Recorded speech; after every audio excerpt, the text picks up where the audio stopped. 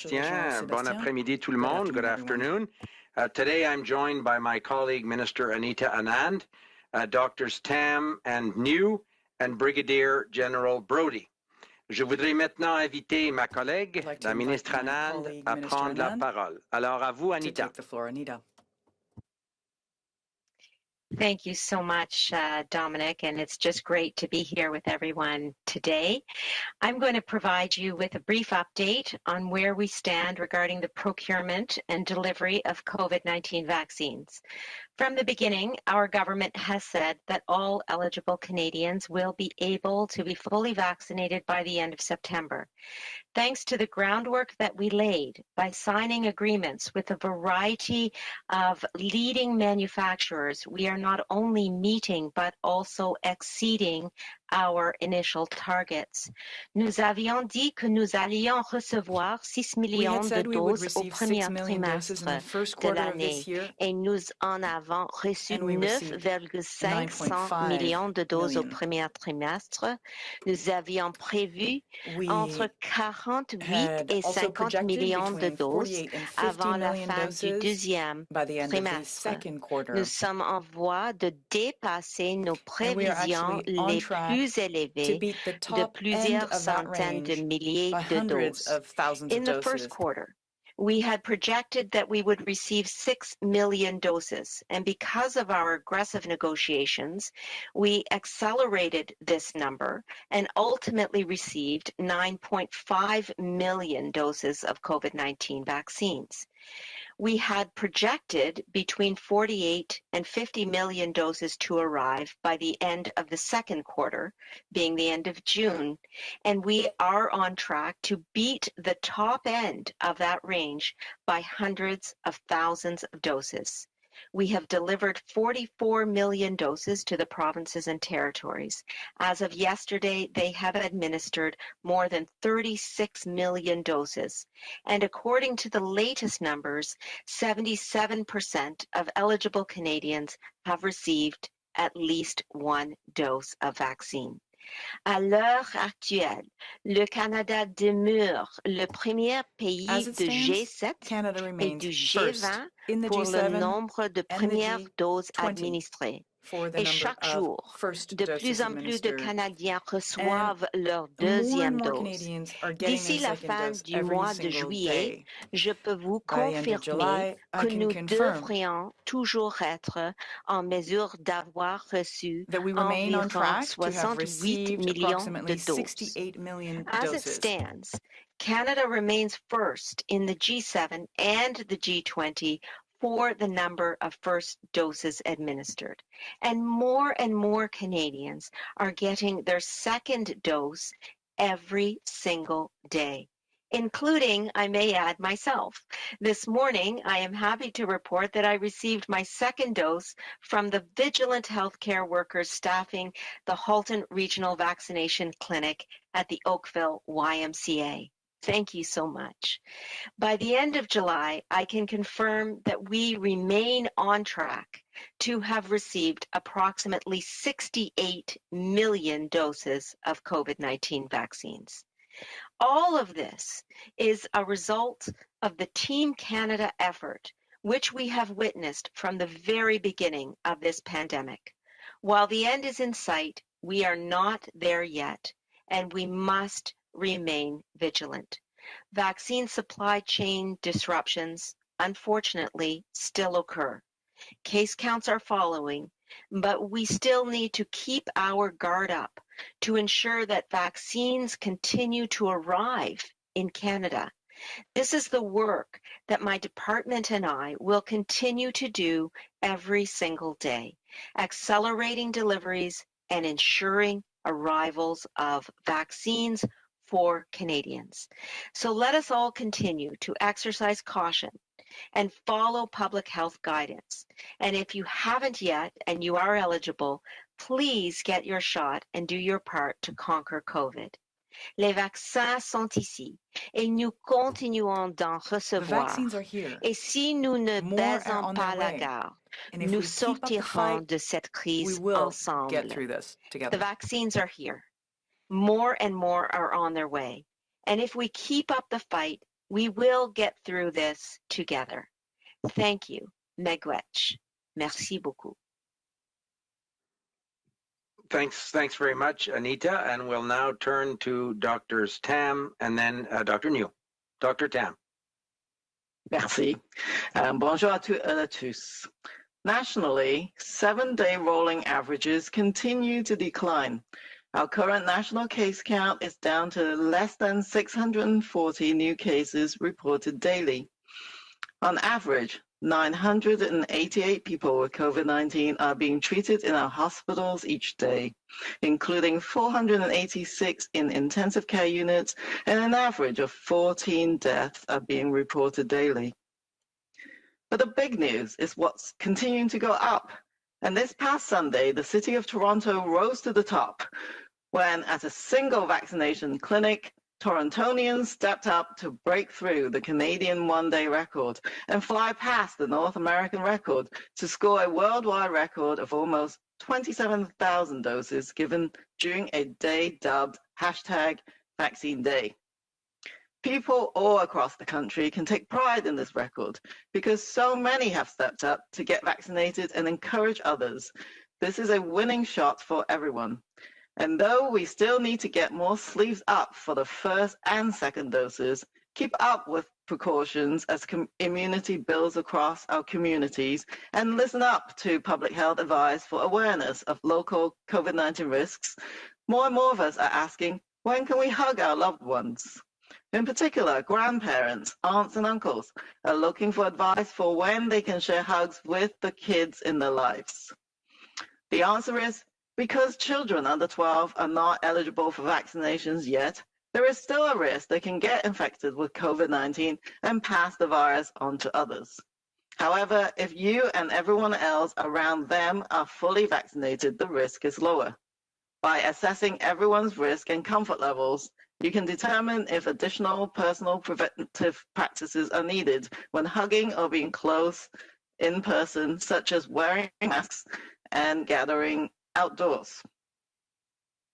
During this time of transition, many people may feel more comfortable continuing with individual precautions such as mask wearing and physical distancing.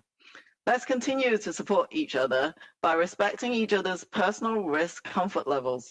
As well, we should all remember that simple things like frequent hand washing and staying home when we have symptoms also reduce risk of many infectious diseases and continue to be important.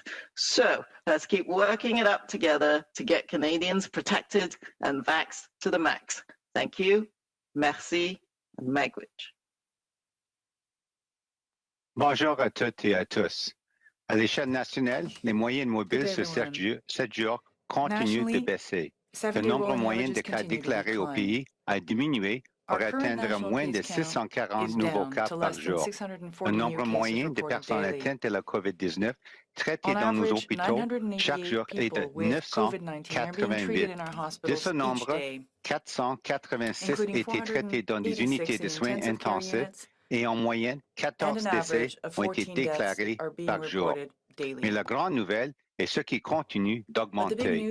Dimanche dernier, la ville de Toronto s'est démarquée alors que dans un même lieu de vaccination, les Torontois ont relevé leurs manches et ont battu le record canadien d'un jour. Ils ont aussi pulvérisé le record nord-américain et établi un record mondial avec près de 27 000 doses inoculées en une journée, surnommée mot-clé Vaccine Day.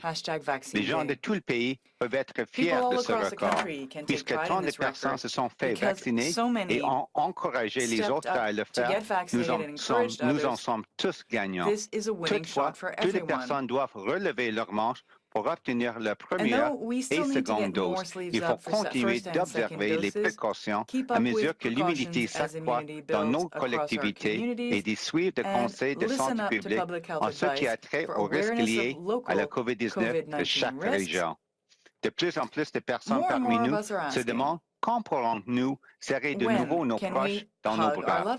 En particulier, les grands-parents, les tantes et les oncles cherchent à savoir quand ils pourront donner des câlins à leurs petits-enfants et leurs neveux et nièces. La réponse est puisque les enfants de moins de 12 ans ne sont pas encore admissibles à la vaccination, il y a encore un risque qu'ils contractent la COVID-19 et transmettent le virus.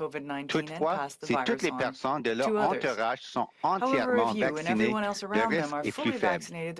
En évaluant le risque et le seuil de tolérance de chacun à celui-ci, vous pouvez déterminer si des mesures de prévention personnelle supplémentaires sont requises, notamment le port de masque ou les rencontres à l'extérieur pour être à proximité d'une autre personne ou pour donner des câlins. Pendant cette période de transition, de nombreuses personnes peuvent être plus à l'aise de continuer à prendre des précautions individuelles comme le port de masque et la distanciation physique, continuant de nous soutenir mutuellement et en respectant le seuil de tolérance au risque de chacun. De plus, n'oublions pas que des simples gestes comme le lavage fréquent des mains et le fait de rester à la maison, si nous présentons des symptômes, réduisent également le risque lié à de nombreuses maladies infectieuses. Ce sont toujours importants. Alors, continuons de travailler ensemble pour protéger les Canadiens et faire en sorte que le plus grand nombre possible d'entre eux soient vaccinés. Merci. Thank you. Thank you. Miigwech.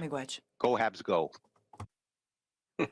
Thank you very much, Dr. New and Dr. Tam. We'll now turn to Brigadier General Brody. Over the past 7 months, we have delivered nearly 45 million COVID-19 vaccines across the nation, first in smaller numbers, and now in substantial volumes on a weekly basis. By the end of this week, we will have brought in 50 million doses to immunize Canadians. This includes provincial allocations currently managed in central inventory by the Public Health Agency of Canada, ready to be called forward to support vaccination strategies at the time and place of provinces' choosing. This inventory management approach allows us to minimize wastage while ensuring that we can continue to vaccinate as many people in Canada as quickly as possible with both first and second doses.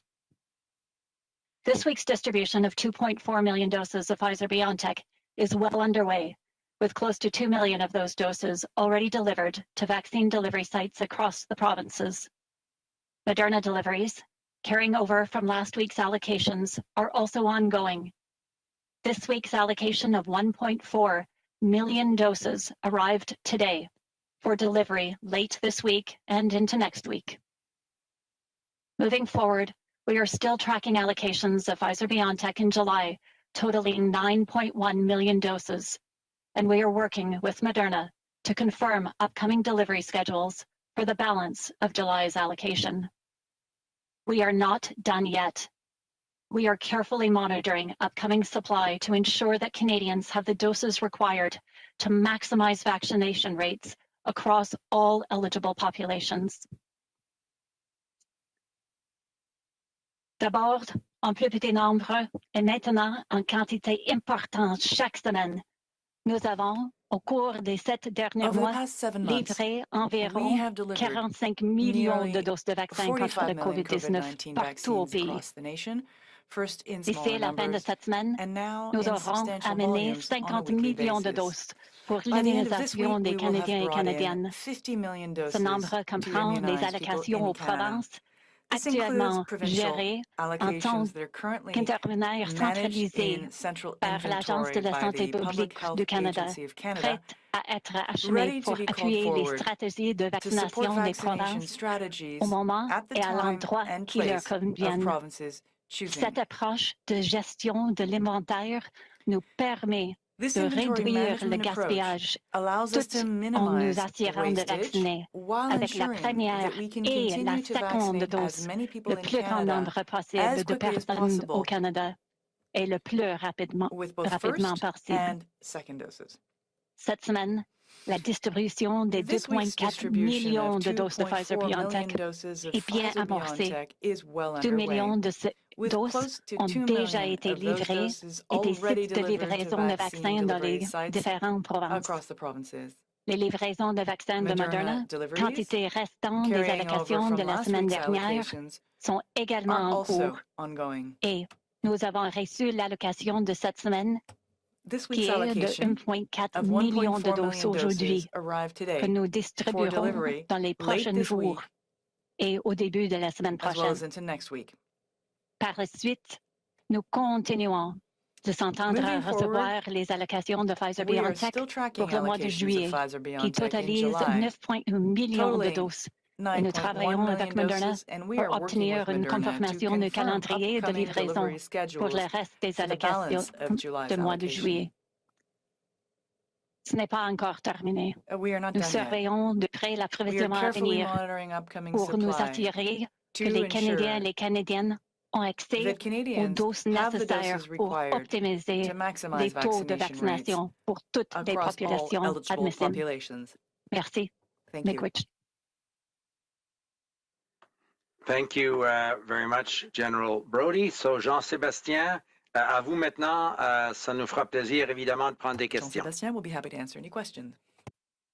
Merci beaucoup, Monsieur le ministre. Thank you, Minister. Donc, tel que mentionné, nous allons maintenant débuter la période de questions. Ministers, doctors, and the Brigadier General will now be happy to take your questions. As usual, it will be one question and one follow-up. Comme d'habitude, ça va être une question et un suivi par journaliste. And I will now pass it over to the operator for the first question. Je vais maintenant passer la parole à l'opérateur pour la première question. Thank you. Merci. Please press star 1 at this time if you have a question. S'il vous plaît, appuyez sur étoile 1 maintenant pour poser une question. The first question is from, la première question est de Mia Rapson, the Canadian Press. Please go ahead. À vous la parole. Yeah, good morning. Dr. Tam, my first question is for you about mask wearing.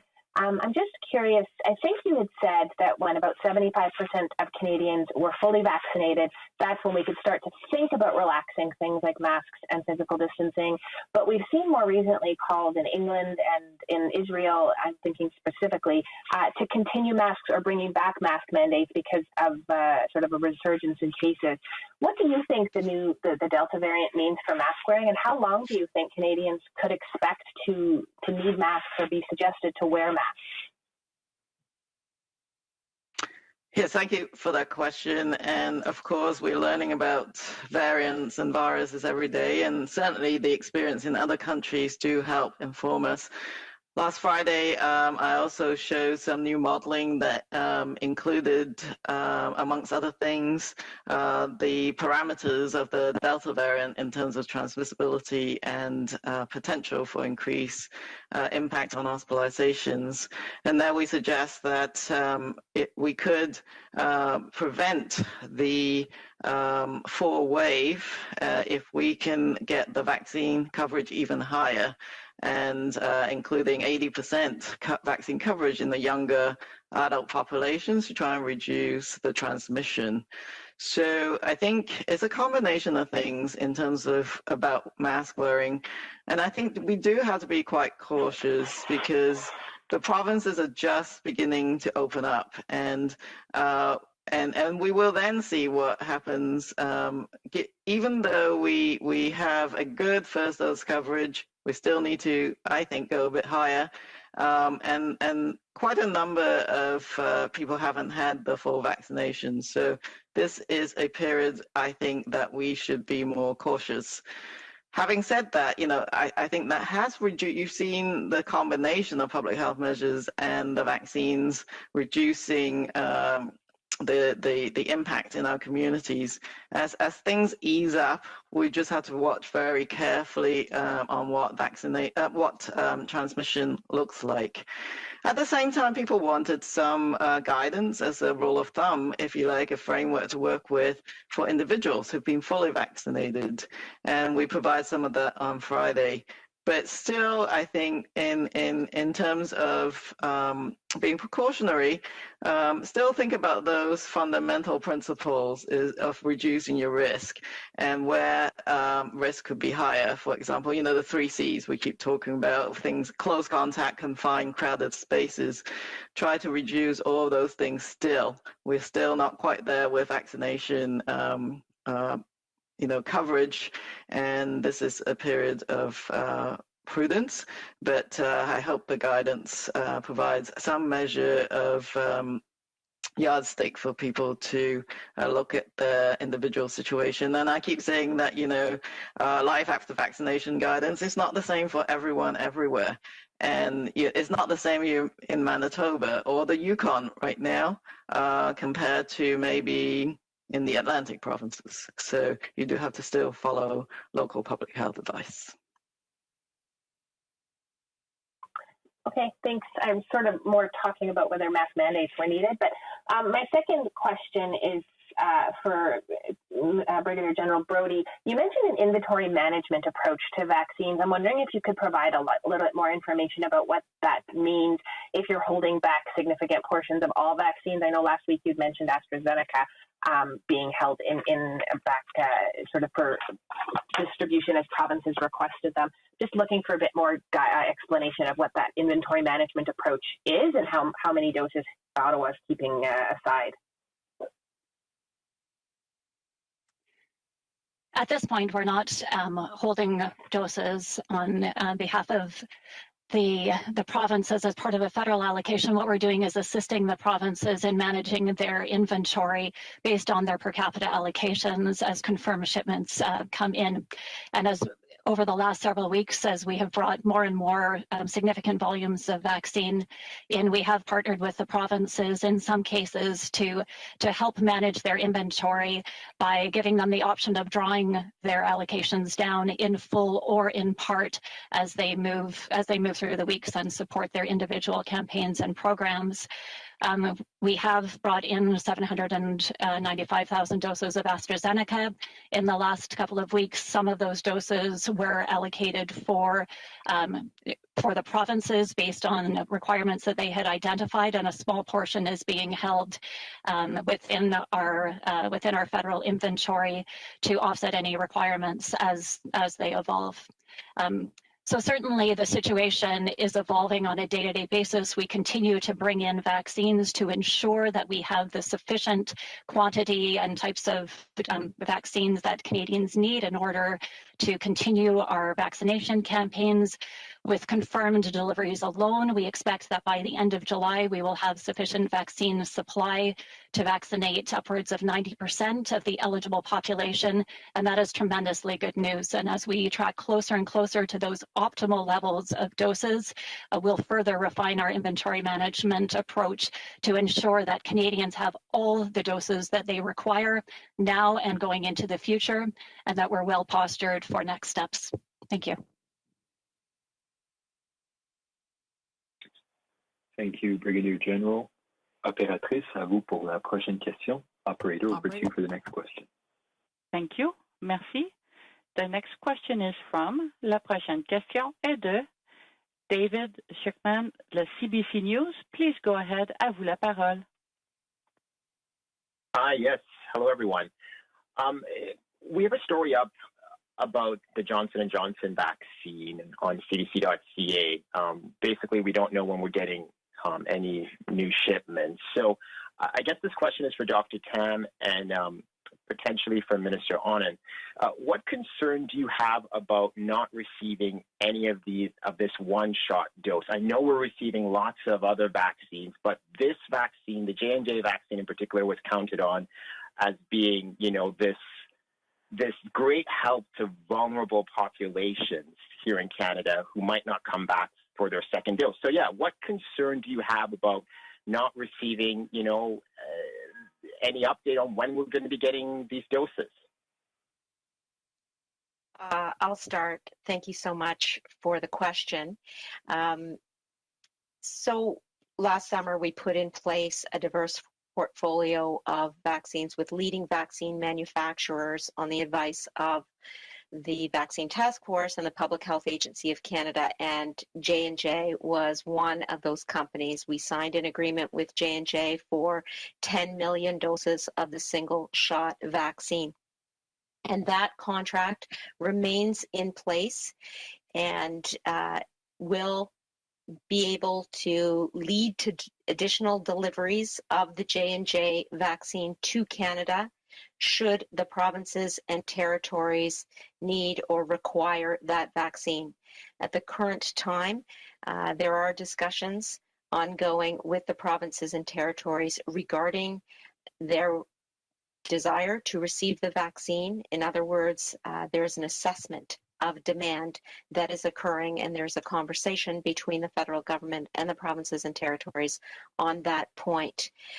So decisions are still being made regarding the J&J vaccine deliveries, but by all means, that contract is still in place and still able to yield vaccines for Canadians if the demand is there. I will just add that the numbers of vaccines and vaccinations in this country at the current time are high. 44 million doses of vaccine have been delivered. 36 million doses have been administered. 77% of eligible Canadians have had at least one dose, and over 30% of Canadians are fully vaccinated. We're first in the G20 for the share of the population with one dose. This is on the basis of 2 mRNA vaccines, Pfizer and Moderna.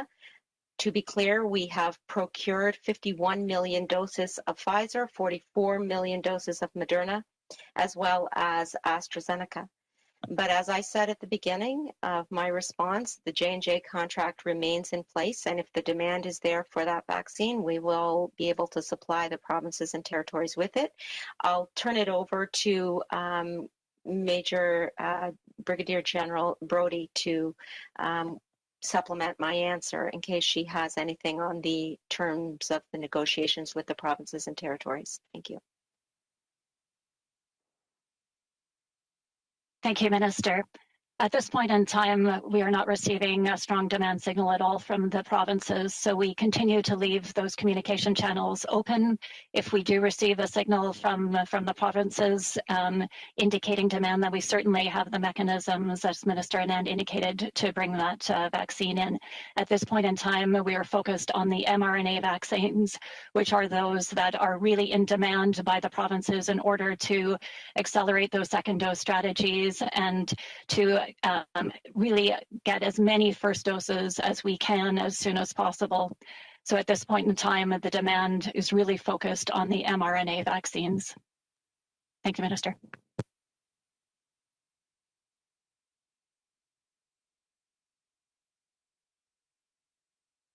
Follow-up, David? Yes. So this is a totally different question, and it's for Minister LeBlanc. So, Minister, the LGBTQ plus community, we're counting on the government to pass the conversion therapy bill. The Senate rises today. People are worried the legislation won't make it through the upper chamber. So I guess the question to you is, what does this say about how seriously the Liberals are taking this issue? Are you worried the legislation won't pass?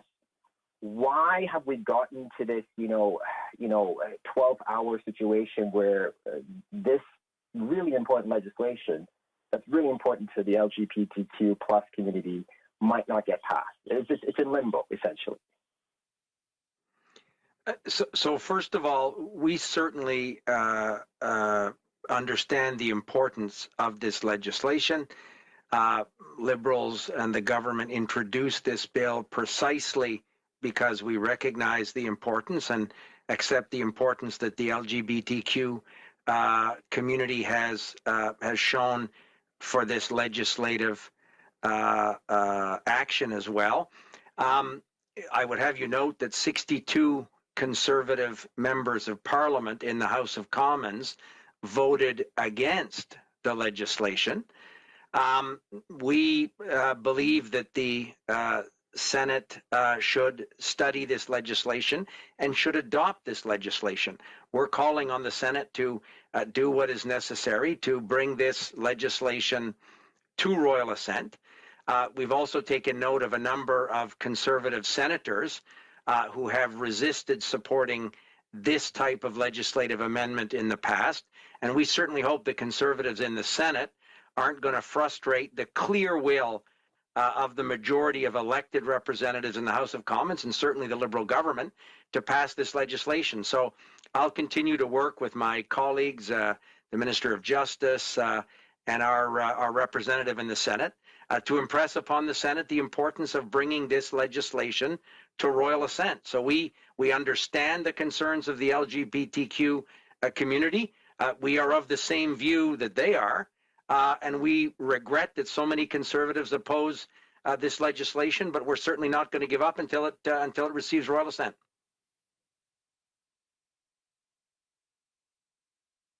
Thank you, Minister.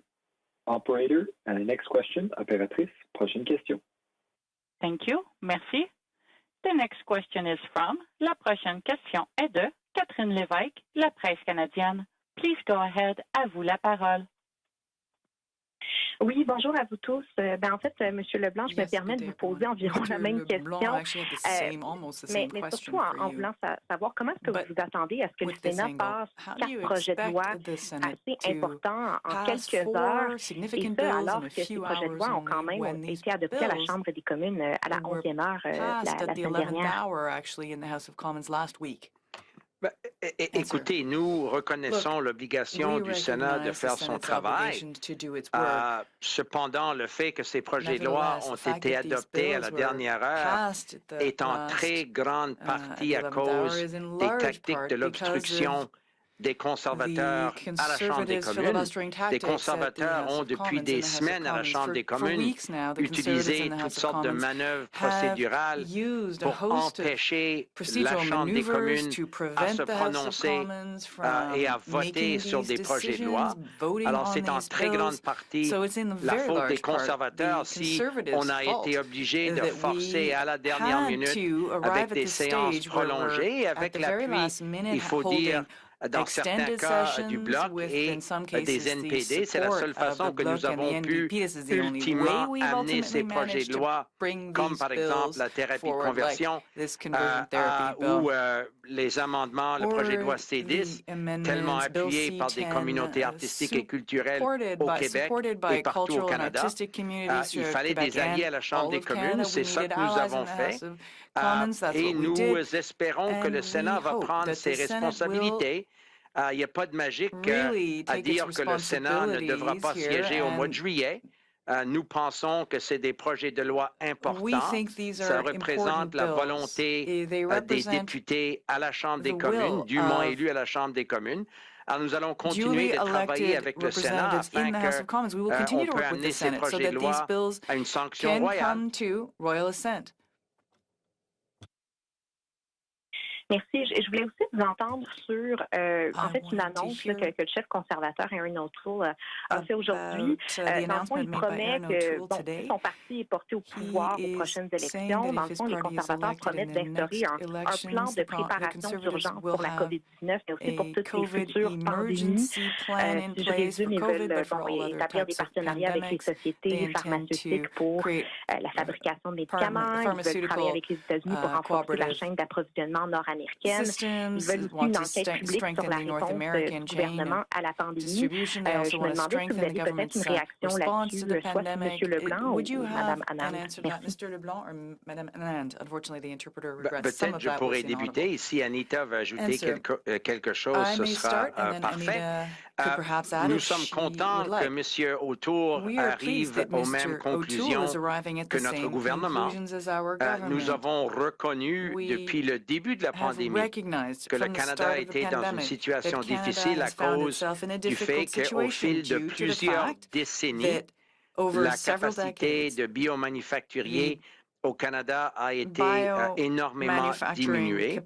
Mon collègue, le ministre François-Philippe Champagne, avant lui, le ministre Baines et tout le gouvernement. Et focusé, d'ailleurs, nous avons annoncé à plusieurs reprises des projets importants au fil des centaines de millions de dollars avec l'industrie pharmaceutique et nous avons d'autres bonnes nouvelles dans les prochaines semaines, précisément pour s'assurer que le Canada soit prêt dans l'éventualité d'une future pandémie. Et ce n'est pas seulement la question de vaccins ou de médicaments thérapeutiques.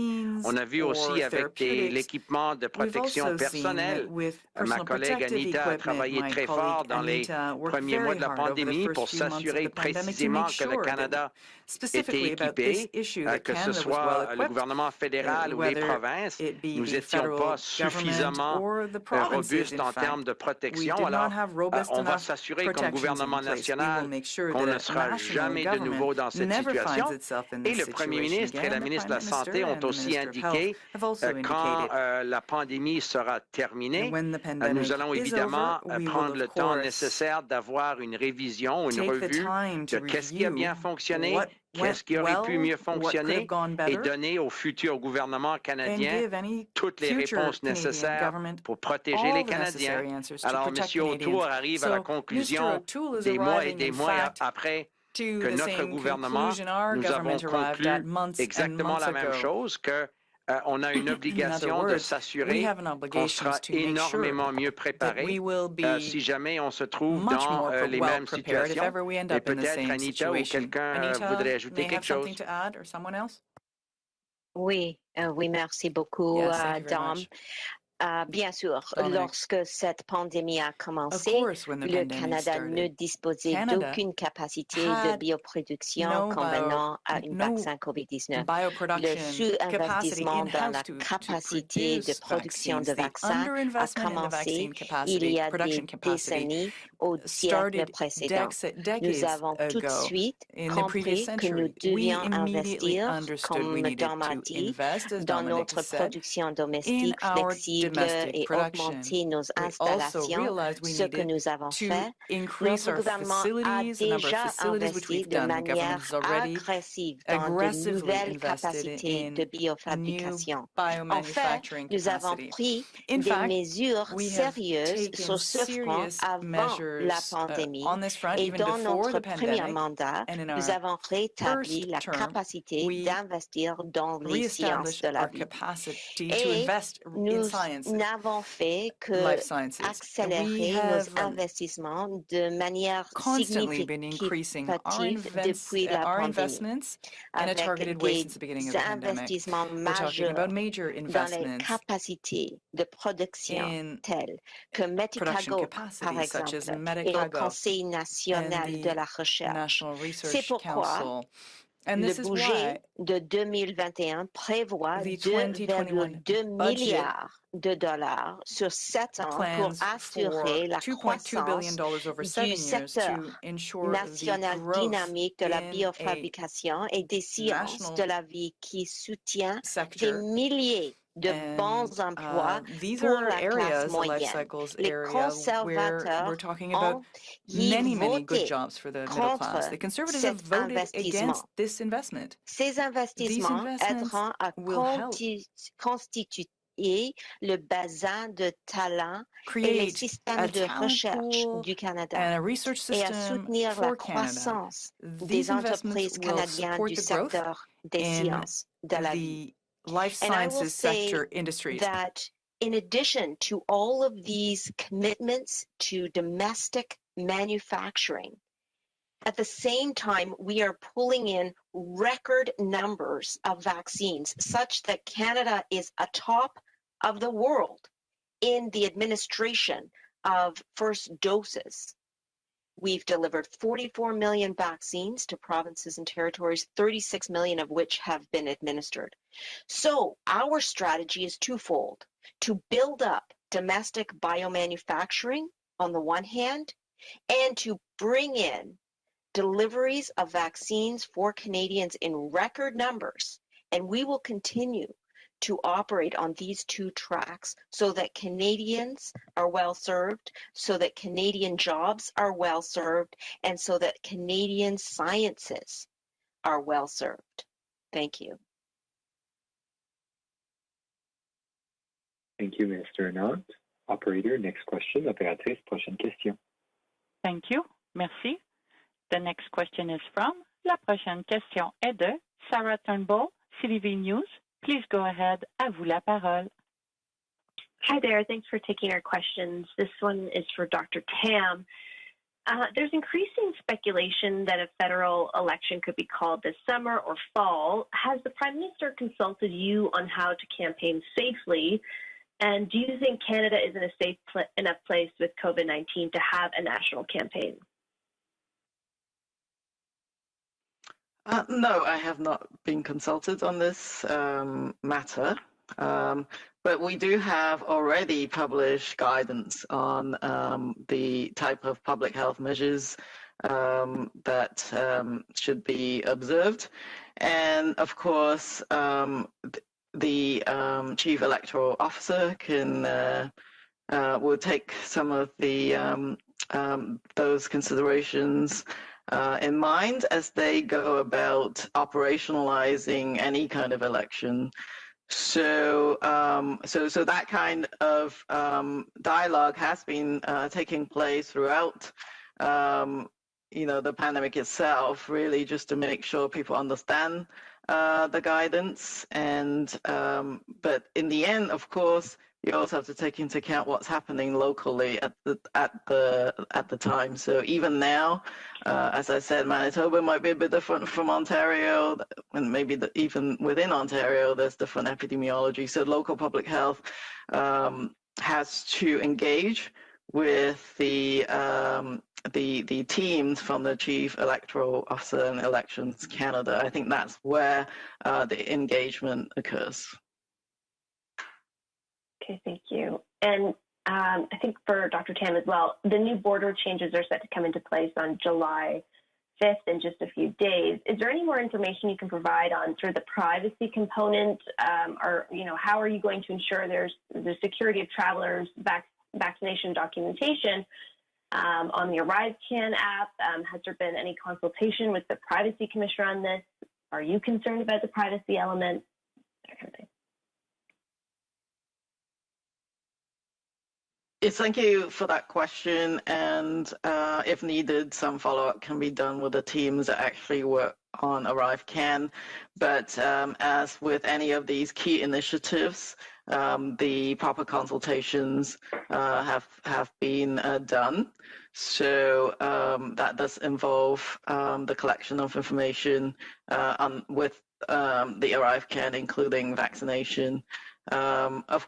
And I think is essentially mandatory to use ArriveCan, but obviously whether you upload any vaccination information is also up to the individual as well.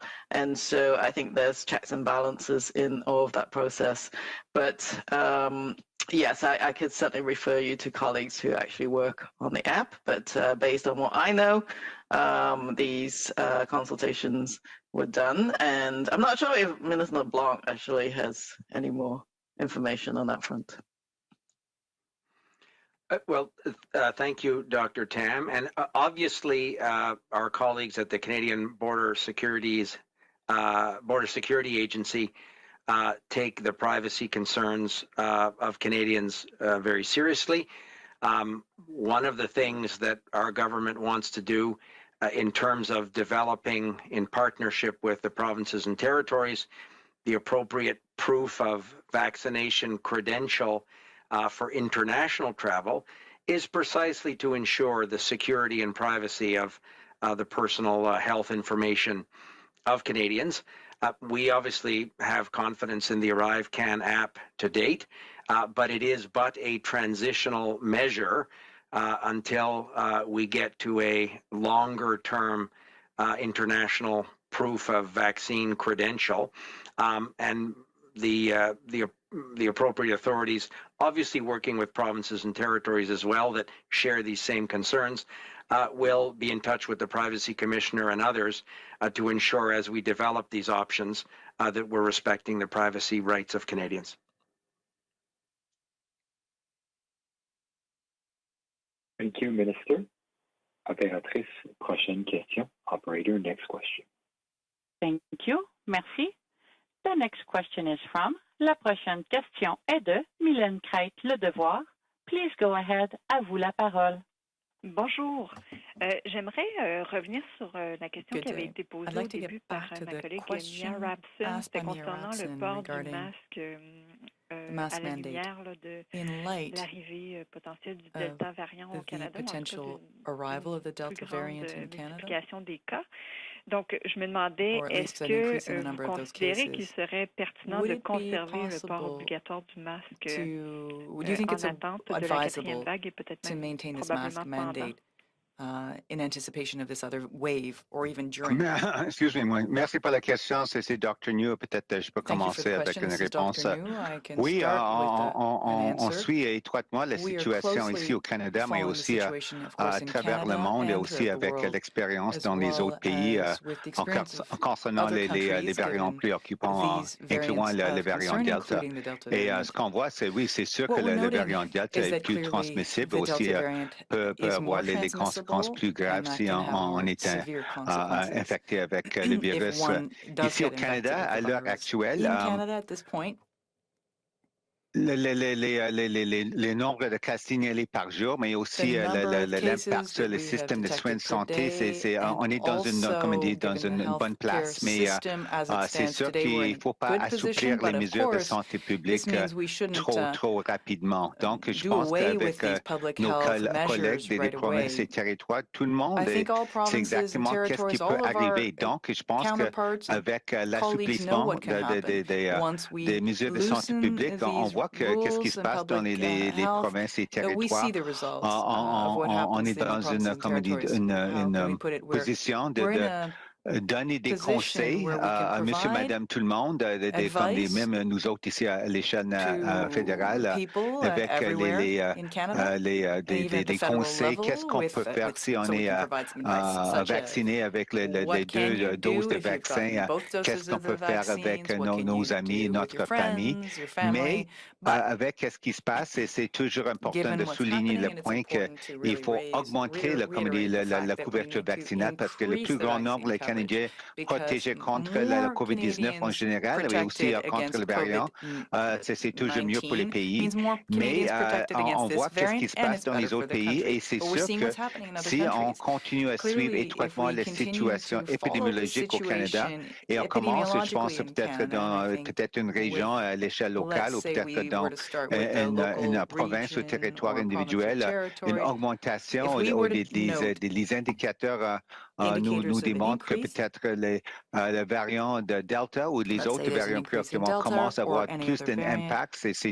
C'est sûr que les autorités de santé publique, peut-être à l'échelle locale ou peut-être à l'échelle provinciale, peuvent toujours mettre en place les autres mesures de santé publique, peut-être, comment dire, le port de masque obligatoire dans certaines circonstances. Merci. Ma deuxième question, je me demandais à quoi est-ce qu'on peut s'attendre à l'automne pour les enfants de 12 ans et moins. Est-ce qu'on pourra les vacciner? Est-ce qu'ils seront encore une fois un vecteur de transmission potentiel du variant? C'est Dr. encore. Merci pour la question. Ce que je peux dire, c'est à l'heure actuelle, on n'a pas, comme dit, un vaccin approuvé pour les enfants de moins de 12 ans. C'est quelque chose que je pense que les essais cliniques sont en train encore de se dérouler. Et on attend, comme on dit, une soumission peut-être à Santé Canada. C'est ce qui se passe dans plusieurs pays. Mais pour la question, qu'est-ce qui va se passer en automne? Je pense que c'est toujours une question de regarder c'est quoi la situation épidémiologique comme on dit, en automne, je pense en général, dans une communauté.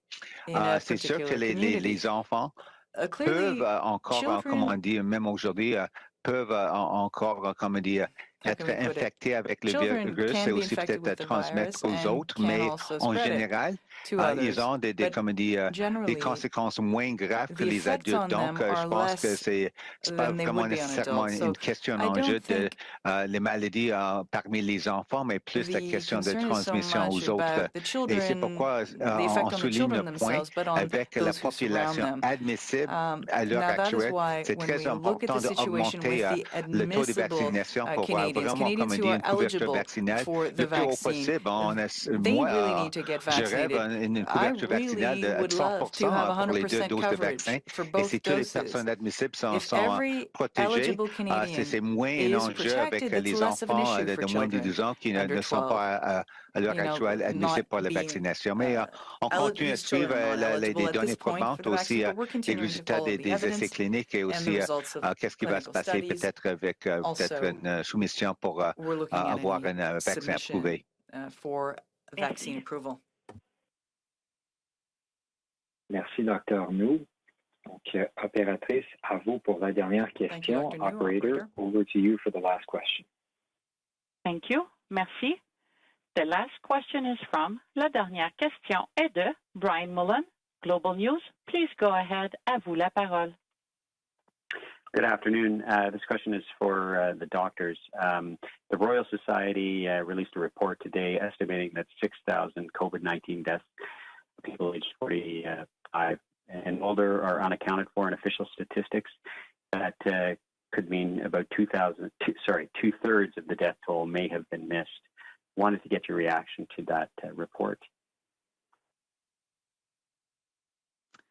Yes, maybe I'll start. So I think this is an important report, and it also goes alongside some of the Statistics Canada look at excess mortality.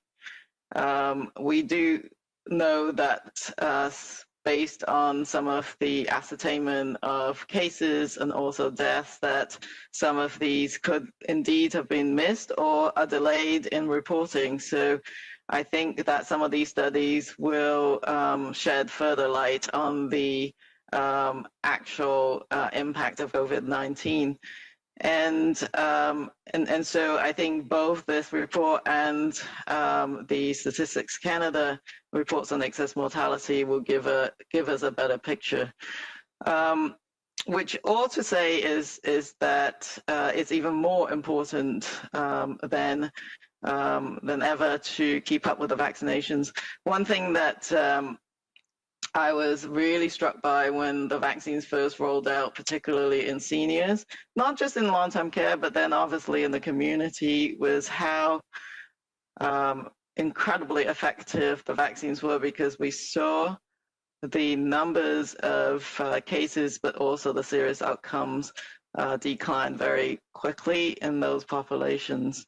If you imagine this third wave without the vaccine, the mortality impact would have been much higher.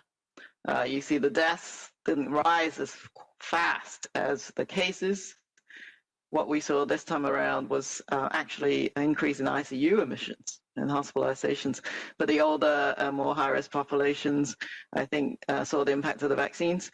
But those are important studies, because we need to use it for planning purposes, but also for, how do we enhance our data and reporting systems going forwards as well.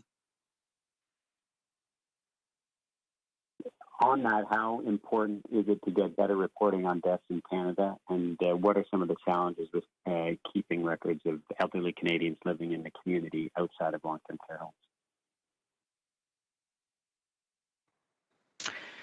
Yes, I think the provinces and territories that are reporting the cases have really stepped up in this pandemic, and then we had to come back together and say, well, there's more data fields that we need to have put in. Some of the individual case reporting lags the death reporting, because that takes longer to add to the database, and sometimes they're incomplete. So that's one area I think that we need to improve on. Vital statistics, really does take quite a long time to come through. The official vital statistics and going to Statistics Canada, for example. So we do need the more real-time estimates, as well as, of course, the formalized reporting later on as well. But I do think that real-time mortality reporting alongside the other indicators are really quite critical to any future responses, both in the community and in the different outbreak settings as well. It's Dr. New. The only additional point I would add is that I think you've raised a very important issue, the critical nature of accurate vital statistics, including deaths, and even before COVID, it's always been, I think, a bit of an issue and a challenge because how a death certificate's filled out, could be seen as a mundane task, but especially if someone dies and has multiple conditions, how that I think the physician fills out the death certificate with quote what is the main cause of death, or what are the underlying contributing factors, how that's filled out, that's what gets recorded and get collected as our vital statistics. So I think it just underscores the importance, and I think it's just something that all of us who are involved in that process I think appreciate now more than ever, and obviously it's something to keep in mind as we continue to strive to do better, from the ground up in terms of the initial collecting or filling out of those death certificates, the data, how it's then collected and rolled up at a provincial level, and then obviously going to Statistics Canada and the subsequent analysis for, as Dr. Tam said, planning purposes, evaluation purposes, etc. Thank you. Yeah, and just that there is the Pan-Canadian Health Data Strategy, and I'm sure that we really appreciate the work of the External Advisory Group, but Dr. Vivek Goel has done some recent interviews on that, and that the fundamental objective of that strategy is to help us all improve at every level, and all the different data providers, how we can do better in the future. Thank you. Thank you, Dr. Tam and Dr. New. Merci. Donc voilà qui met fin à cette conférence de presse. That marks the end of the press conference. Merci. Thank you. Merci. Thank you very much. Au revoir. Au revoir.